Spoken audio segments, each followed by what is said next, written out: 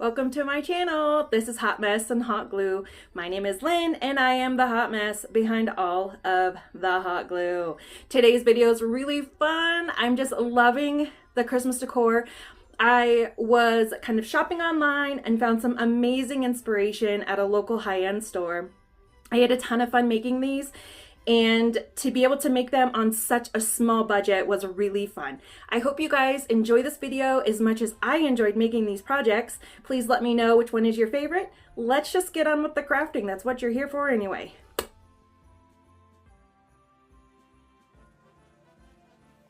So for this first project, I found this little 3-pack of ornaments and I just thought that they were extremely cute. I knew they were going to be somewhat simple to recreate, and the ticket price on these, I want to say, was like $20 for all 3 of them, and there's no way I'm going to pay 20 bucks for 3 ornaments, especially because this year I'm kind of redoing all of my decor, and that's not in the budget. I need far more than 3 ornaments, and I definitely cannot afford to be paying $20 for 3 of them. Anyway, so trying to kind of see how I could use as many Dollar Tree items as possible to keep the budget and the overall cost of this as low as possible. I found this little sign, and it was in the toy section, and it comes with, I think, paint and like a hanger. Well, I had taken all that out of it, and I was using my tin snips to kind of cut out the circles that I had traced using some ribbon. The wood itself is really small, and my scissors ended up working better just because it was really tight corners. Once I had the circles cut out, I then just took some sandpaper and I rounded off the edges to make sure there wasn't any sharp sections or points or anything like that. Now, if I was going to go ahead and continue using these little wood rounds, I would definitely want to finish the back, because as you can see in the upper left corner, there's like an image on the back of it. However, in my last video, I used these wood rounds. I said that I was going to link their information in the video, and I completely failed to do so. So I'm absolutely going to make sure that you will find the information for these wood rounds in my description box below. So to get started, I wanted to recreate them, so I'm going to paint them. And I have this really pretty paint color by Folk Art. It's called Deep Burgundy, but it's this really pretty, the perfect dark red that I was just really looking for. Now, I only had the one bottle of it, so I have gone out and kind of found a new paint color that's very similar. I'm going to just kind of paint the middle, leaving the outside rim bare. I use the colors. I used Deep Burgundy, I used Fern by Waverly, and I used a plain old white chalk paint also by Waverly. Now, busting out this amazing heat gun, I'm going to just speed up the drying process. Once they're dry, I'm just taking a small brush and I'm using antiquing wax to give a darker, more stained effect to the edge of these little wood rounds. Now, another option would be to use actual like wood slices. I had shown some, I believe, in a previous video. If not, I will link them below, but you can get them on Amazon. It's just natural wood that was cut into slices. That would also be a nice option. However, creating the hole punch to get your string through would be a lot more difficult. For these, I'm able to just use my crocodile. I absolutely love this thing.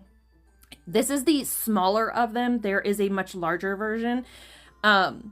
I think I wish I would have gotten the larger version just because it's a little bit more versatile. However, I'm just, didn't even know if I was even going to love it, but I do. So I punch a hole in the top of each one of these ornaments to create a string. Now, because I had 4 of them, I decided to put my children's name on these. Now, to keep it easy and without a Cricut, I just used some dollar store stickers.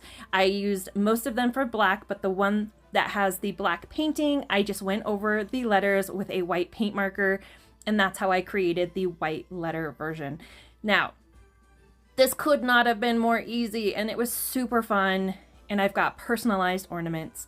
The second piece of inspiration here were these wall hangings. Now, the store, Kirklands, actually has these in a much larger size, and for the size that they are at $25, that it's not unreasonable. However, if you're like me and you want to have a lot of home decor, you don't necessarily have the budget to invest $50 into 1 or 2 small items. So taking these frames from the Dollar Tree, I'm just going to disassemble them. I'm keeping the cardboard backing, or kind of like that, the insert of the frames, and we're just going to take off the little foam pads. I took off some of the glue using my heat gun, and I got off as much of the paper as I possibly could. And then I just kind of sanded it down so that it was, you know, slightly even.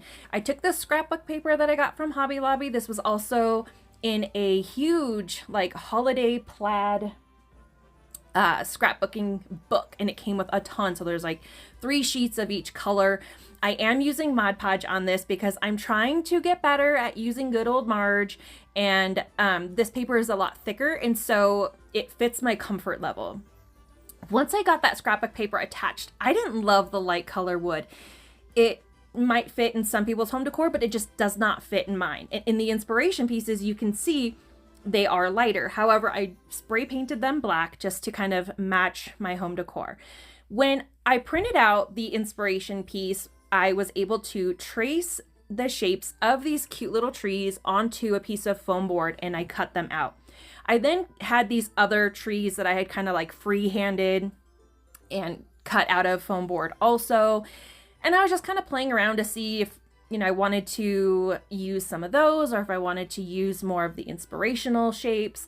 I ended up going with the inspirational shapes, and I did like a little bit of the I am just having a rough time talking here. Okay, let's slow down. So, using one of the trees that I free-handed and using a couple of the inspiration pieces, I'm going to kind of combine the two.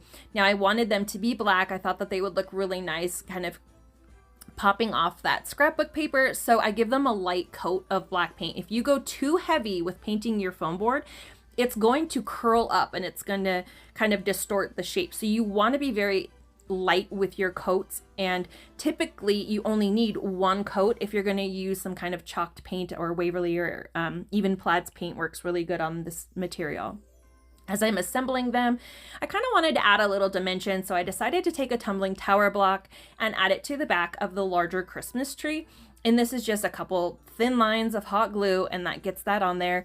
And that's pretty much all there is to these little inspiration pieces. Now, again, this looks nothing like the one that Kirklands is selling. But like I said, I really just wanted to take inspiration from these and not dupe them, because a lot of times I will see something, but it just doesn't match my home decor, and maybe I'm not creative enough to come up with a way to completely duplicate the process. But here are the 2 little frames that I made. These are going to go really cute either on a shelf. I can hang them up. I mean, I think these are great. I love that there's a matching set, and they're matching but yet different enough. So I was really pleased with how these came out, and they were extremely inexpensive. I could not find the online picture of this banner that I got the inspiration from, so I'm showing you just a printed copy. Now, taking these wood shapes that I got on Amazon, which again, I will link these down below. Traced, cut them out. Now I'm going to use some more Mod Podge because, like I said, I'm trying to get better at it. I'm going to put a thin layer of Mod Podge onto the wood shape itself, and then I'm going to just apply the scrapbook paper, and using the Mod Podge, it's called a briar. It's basically like a little rolling pin, and what that does is it helps to get out any of your like bubbles and creases, and it kind of helps create a flatter surface. So I'm going to use that over the entire piece. Now I'm going to do this for every single one. Once they're on, I'm just going to trim off any excess paper. I decided to just trim them using my knife and not sanding them down, because I didn't necessarily want that rustic look on those. This beaded garland came from Walmart, and it was $12 something. It was just about $13, and I went ahead and made the purchase because, for one, in order to dye the natural beads that I had, it was going to take a little bit more time, and I didn't have the size variations that this one did, and I really liked that look. And so when I kind of, looked at it overall, it was actually cheaper. So strung some of those on there. Now, what I wanted to show you purposely was, when you're going to string this on, you want to come through the front and then out the front. So you go in the front of the banner and then out the front of the banner, so that the majority of the string is hidden behind the actual decorative. I did use my Cricut on this. You don't have to if you don't have a Cricut. You can use stencils. I really do try my best to show as many different options as possible for those who don't have a Cricut. On this one, because I do have it and I have made the investment, I thought this one was a piece that I wanted to use my Cricut on because I didn't have stickers that were going to fit, and I found this really fun font and I wanted to use it. Now, because this is scrapbook paper, I'm using Dollar Tree's clear shelf liner as my transfer tape because I don't want it to be too sticky. I don't want it to take up any of my scrapbook paper. I do this for all of the letters. We spell out believe. Now, fun little accident. I don't know what happened to the letter I. So I found this little Christmas tree cut out and I decided to paint it, and I put it in place of the letter I, and it actually came out really cute. So again, happy accident. So this here is the original piece is 40 by 40 and it retails for over $120. So I don't have really the space for something that large. And I wanted this, but I wanted it on a much smaller scale. So in a way, this is a dupe. In a way, it's not. You'll see what I mean as we get going. So using a Dollar Tree 8x10 stretched canvas, it's the one with the wood frame, I went over the printed copy of my photo and I traced it onto some tracing paper so that I can then take my graphite paper and transfer it onto my canvas. So this is where I guess I feel like I should call it a dupe, but I'm not really sure because it is, though I am really like copying the exact font and the style of it, it's not the same size. So I don't know. Let me know in the comments below. Do you think you would consider this a dupe or I don't know, maybe it is a dupe and not an inspiration. Anyway, so to create the lines to border out the top and the bottom, I'm just using a popsicle stick that's going to give me kind of a uniform shape. Now, it's really hard to tell, but the wood frame, I can feel through the canvas, and that's what I'm using to put the popsicle stick on, and that's how I'm getting kind of the more uniform line and keeping the spacing. So I'm using the wood frame that I can feel through the front of the canvas to guide me in making those lines with my popsicle stick. Now to paint this, this is the paint that I had picked up. I went to Home Depot. This is a Bear Dynasty. The color itself is Rumors, and I'm using a sample size paint, and it is a matte finish, and I'm absolutely obsessed with it. The color is amazing. I really like using paint samples for these kinds of things because you get a really good amount, and it can be quite cost saving because a size like this, maybe, I mean, let me see here. We've got 7 ounces. The smaller Waverly ones are 8 ounces. I don't know, maybe it is a little 1-for-1, but you can customize your colors, and I love that. So using smaller paintbrushes and larger paintbrushes, all I'm doing is just painting this on, and this was incredibly fun, incredibly relaxing, and incredibly easy. So I really like the way this turned out. I personally like the smaller scale of this as opposed to the larger scale, but let me know what you think about this one down below also. Now, I did find these more modern snowflake, kind of opposite looking snowflake pictures. Now, these ones I did want on a larger scale. So I don't know if your Dollar Tree is starting to do this, but I'm seeing more and more of the like Dollar Beyond, I guess it's called, where they will offer things for $5. It's kind of like they have like a Five Below section, right? And I found 2 of these canvases for $5, or you could buy one for $3. So it just made more sense for me to buy 2 of them. And I wanted to duplicate both of them because I really liked these. So this is probably considered a dupe on this one as opposed to just inspired. Now the sizing again is completely different. Theirs were 24 by 24. And that was just a little large for the spaces that I have available to hang these up. So I'm going to create kind of a border. So using my ruler, I just kind of border out where I'm going to paint, because in one of them there is a black border and in the other there is a white border. Now I liked the frame, so I'm going to do a reverse canvas by just separating the canvas cloth from the wood frame here. I just use my utility knife and I make a score, and I try to use a new knife when I'm doing any kind of new project. I go through quite a bit, but I really find that I have more control and I get a much cleaner result if I have a new blade on there.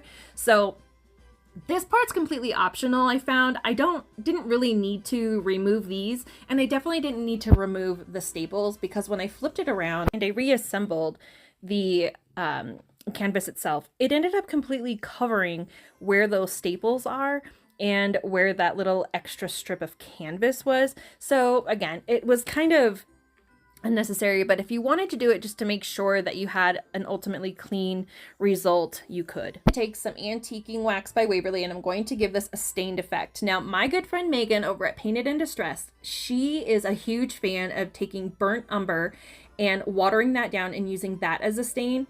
And it's such a good idea too, and it's very cost effective because you can get that paint for 50 cents at Walmart, and when you water it down, it really goes a long way, and it gives you a slightly different shade. So maybe play around with some of your staining options, or just use wood stain, however you want to do that.